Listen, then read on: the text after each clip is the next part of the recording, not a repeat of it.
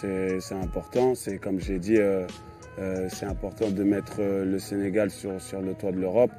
On travaille tous les jours pour que les gens autour de nous soient fiers de nous, pour que le pays soit fier de nous. Donc pour moi, c'était très important. Je n'avais pas eu l'occasion de mettre un drapeau directement après le match parce que moi, je suis assez superstitieux. Je ne veux pas prendre de drapeau et puis perdre la finale et qu'il reste dans ma valise. Mes frères aussi, ils ont cherché toute la journée un drapeau sur porteux. Ils n'en ont pas trouvé malheureusement. Mais quand je suis arrivé ici, la première chose que j'ai vue, c'était le drapeau et de le mettre, c'était une évidence. D'accord. Après le match, le président a tweeté, le président de la République Macky Sall a fait un tweet pour vous féliciter au nom de tout le peuple sénégalais. C'est un message qui vous a touché? Oui, énormément.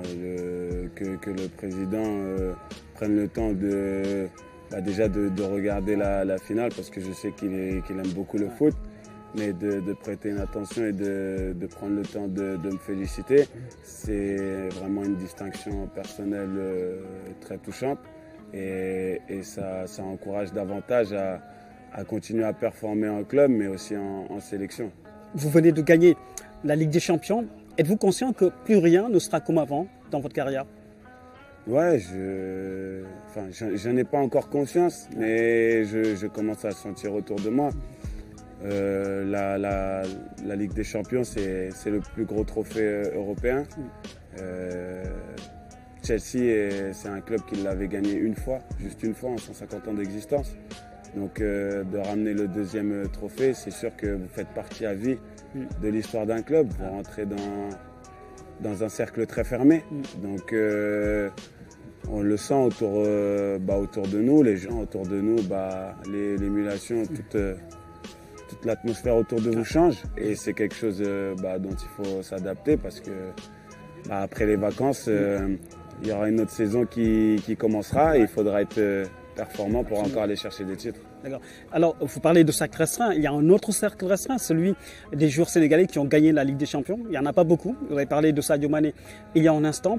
Alors, dites-nous, le fait de côtoyer des joueurs comme Sadio Mané en sélection, a-t-il eu un impact dans vos performances actuelles? Oui, je pense que Sadio, pour tous les Sénégalais, pour tous les Africains, c'est un exemple de réussite, c'est un exemple d'humilité. Et quand on voit ce qu'il fait au très haut niveau, quand on voit ce qu'il fait aussi pour la sélection, on a envie d'arriver aussi à ce niveau-là parce qu'on est des joueurs avec de l'ambition en club mais aussi en sélection. Donc dès qu'on voit ça, on se donne tous les moyens pour arriver à ce genre de résultats. Et quand on y arrive, c'est vrai que on peut avoir la fierté de se dire qu'on a fait autant qu'un joueur comme Sadio. Alors Edouard, aujourd'hui, votre histoire elle est assez particulière. Elle a fait le tour du monde, du chômage. Vous avez gagné la Ligue des Champions. C'est à la fois un raccourci qui peut être assez simpliste, mais que de chemin parcouru. C'est une véritable success story. Ouais, c'est vrai que c'est une histoire particulière, c'est une histoire rare. Et je suis fier de cette histoire, de mon parcours, parce que si j'avais pas eu ce parcours-là, je ne serais jamais arrivé à Chelsea. C'est toutes ces épreuves-là qui m'ont forgé, toutes ces épreuves-là qui m'ont aidé à apprécier à quel point j'avais de la chance, d'avoir une famille comme la mienne, parce que j'ai été beaucoup soutenu, j'ai été beaucoup entouré de la meilleure des manières. Donc c'est vrai que ces épreuves-là m'ont beaucoup aidé à apprécier ce que la vie m'offrait en termes de famille, en termes d'entourage et en termes de foi, parce que j'ai beaucoup eu foi en moi, j'ai beaucoup eu foi en Dieu pour ne pas lâcher, pour ne pas abandonner. Et Dieu merci, j'ai été récompensé. Vous parlez avec beaucoup d'émotion de ces épreuves que vous avez traversées. Quelle est l'épreuve qui vous a le plus marqué dans cette trajectoire? C'est le fait de ne pas avoir de club, c'est le fait de rester le week-end sans jouer. C'est le fait de voir des potes avec qui on a joué jouer en Ligue 2, jouer en Ligue 1, jouer tous les week-ends sur des terrains de foot. C'est c'est cette envie-là de jouer au foot et qui était pas possible parce que j'avais pas de club. Donc c'était très dur à encaisser, mais comme j'ai dit, j'ai gardé la foi en Dieu, j'ai gardé foi en moi et j'ai réussi à inverser les choses.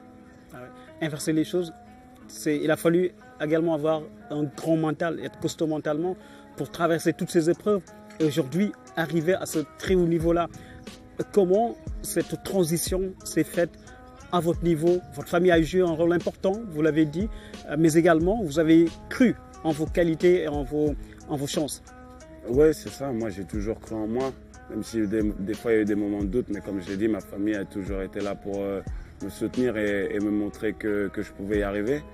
Donc ça me forçait à travailler 2 ou 3 fois plus que les autres. J'ai jamais compté mes heures. J'ai toujours voulu être le plus fort, celui qui saute le plus haut, celui qui court le plus vite, celui qui a la meilleure prise de balle, celui qui va le plus vite au sol. J'ai toujours travaillé justement pour que dès que j'allais avoir une opportunité, qu'on dise que ce gardien, c'est celui-là qu'on veut. Donc je me suis donné les moyens vraiment pour un club d'apparaître comme une évidence. Et c'est ce que je fais encore aujourd'hui parce que plus vous montez de niveau, plus l'attente est grande. Et quand vous êtes dans un club comme Chelsea, il faut toujours repousser ses limites, il faut toujours chercher à progresser. Alors cette saison avec Chelsea, vous êtes le roi des clean sheets, 9 en Ligue des Champions, 16 en Première Ligue. J'imagine que c'est le fruit d'un travail acharné. Oui, c'est le fruit d'un travail acharné. Moi, je l'ai toujours dit, quand vous êtes gardien, oui, de ne pas prendre de but, c'est très important. Mais vous dépendez aussi de votre équipe. Moi, j'ai la chance de faire partie d'une équipe, d'être on va dire le maillon d'une chaîne. Donc, je fais mon travail, je fais mon travail de la meilleure manière possible et j'essaie de diffuser aussi du calme et beaucoup de sérénité à mes coéquipiers.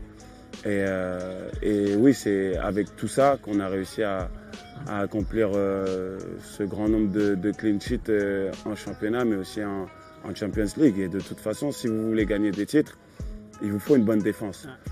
Vous ne pouvez pas gagner des titres avec seulement une bonne attaque. Si vous avez une bonne défense, vous pouvez voyager, vous pouvez recevoir, vous pouvez encaisser bon nombre d'attaques. Et c'est ce qui a fait notre force, parce qu'on a encaissé très peu de buts et on a su être tueur devant. Vous l'avez dit, vous avez des relations particulières avec les joueurs qui évoluent avec vous dans la défense de Chelsea. Transmission de sérénité, cela contribue naturellement à avoir une bonne assise en défense. Ça a été le secret de la réussite de Chelsea cette saison.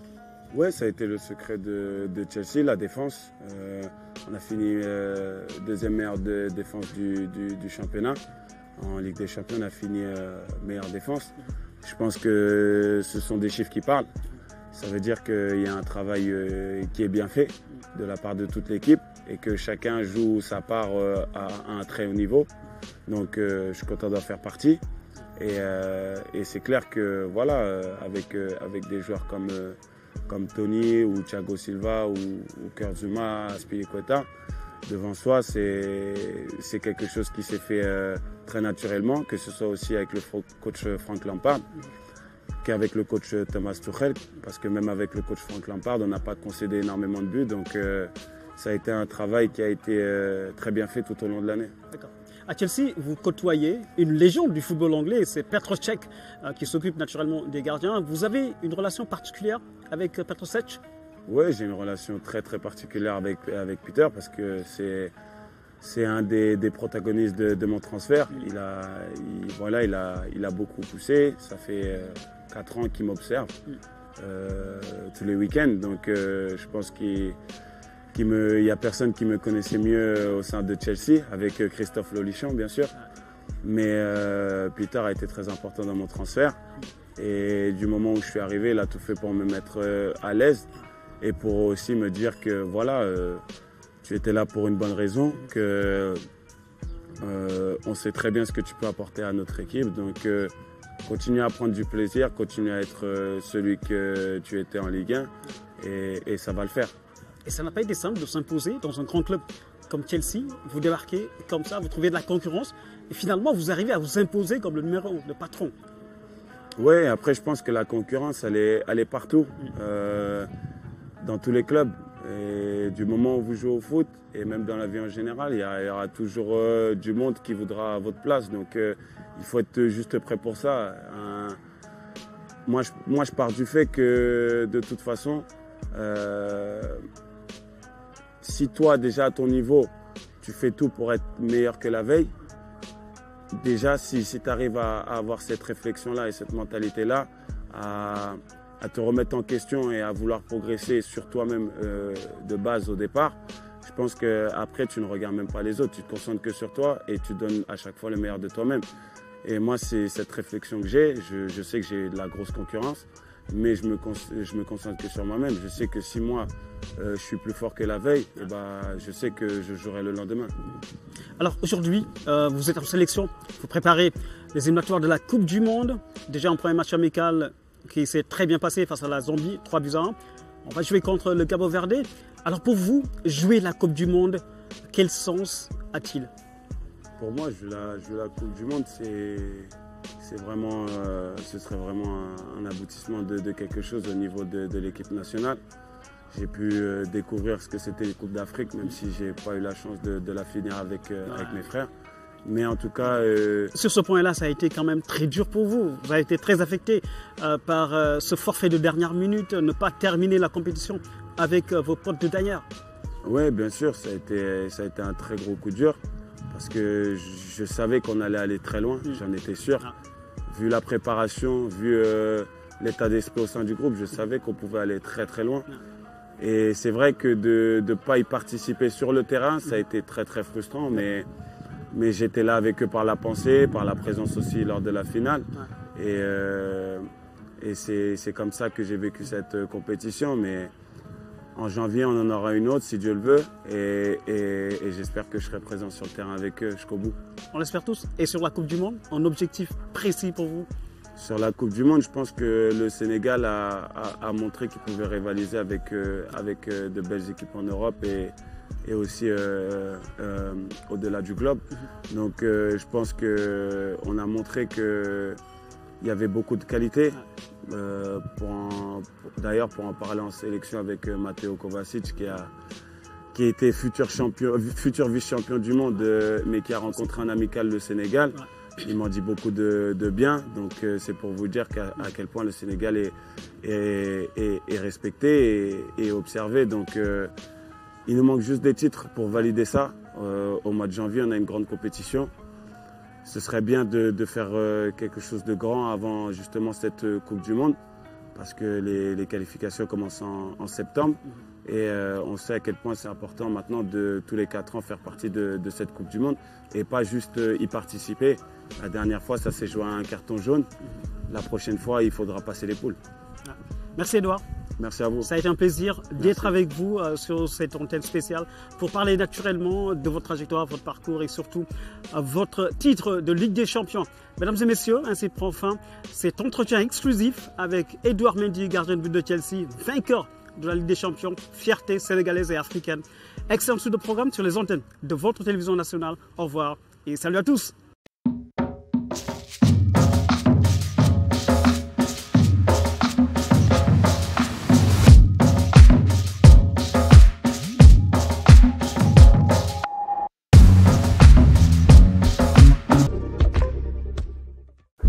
Les Lions reprennent du service dans la course vers les éliminatoires de la Coupe du Monde. Match de préparation pour les derniers réglages avant d'entamer la campagne des qualifications. Le 8 juin 2021, le Sénégal affronte le Cabo Verde au stade La Dior de Thiès.